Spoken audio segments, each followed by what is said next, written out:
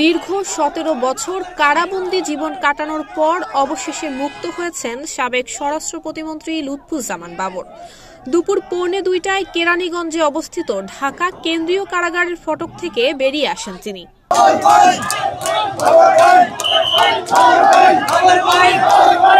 এর আগে গত 14 জানুয়ারি আলোচিত 10 ট্রাক অস্ত্র মামলায় যাবজ্জীবন কারাদণ্ডের দায় থেকে খালাস দেয়া হয় বাবরকে। সত্যির জয় হয়েছে, আপনারা সবাই দোয়া করবেন আমার ভাইয়ের জন্য। এরকম বাবর জানি আরো তৈরি হয়, দেশের জন্য, দশের জন্য জানি এরকম বাবর আরো তৈরি হয়। 18 বছর পর আল্লাহর রহমতে ইনশাআল্লাহ। কেমন আনন্দ! এটা এটা ভাষায় প্রকাশ করার মতো না, অনুভূতিটা প্রকাশ করার মতো ভাষা নেওয়াচ্ছি না। দীর্ঘ 18 বছর পর আমাদের প্রিয় নেতা আজকে কারামুক্ত হয়েছেন। 2007 সালের 28 মে আটক হওয়ার পর থেকেই বিভিন্ন মামলায় দ্বন্দ্ব হয় লুৎফুজ্জামান বাবরের। তবে গত বছরের 5 আগস্ট ছাত্র জনতার অভ্যুত্থানে আওয়ামী লীগ সরকারের পতন হওয়ার পর এসব মামলার আপিল শুনানি শেষে একের পর এক খালাস পান তিনি।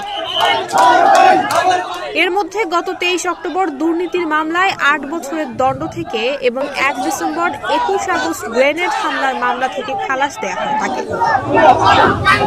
21 আগস্ট গ্রেনেড হামলার মামলায় আওয়ামী লীগ সরকারের আমলে বাবরকে মৃত্যুদণ্ড দেওয়া হয়েছিল।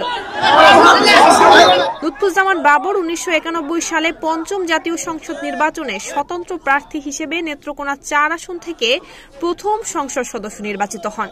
এরপর 15 ফেব্রুয়ারি 1996 সালে 6ষ্ঠ এবং 2001 সালে 8ম জাতীয় সংসদ নির্বাচনে বাংলাদেশের জাতীয়তাবাদী দলের প্রার্থী হিসেবে একই আসন থেকে আবারও সংসদ সদস্য নির্বাচিত হন। এর মধ্যে 8ম সংসদে স্বরাষ্ট্র প্রতিমন্ত্রী হিসেবেও দায়িত্ব পালন করেছেন তিনি।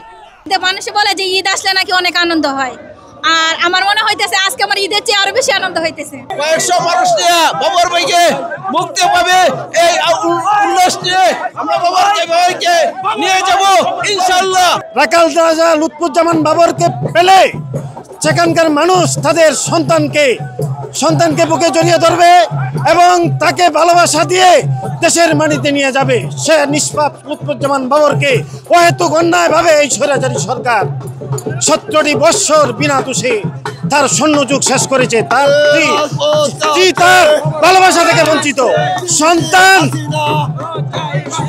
তার মেয়ে ছেলে ভালোবাসা থেকে বঞ্চিত।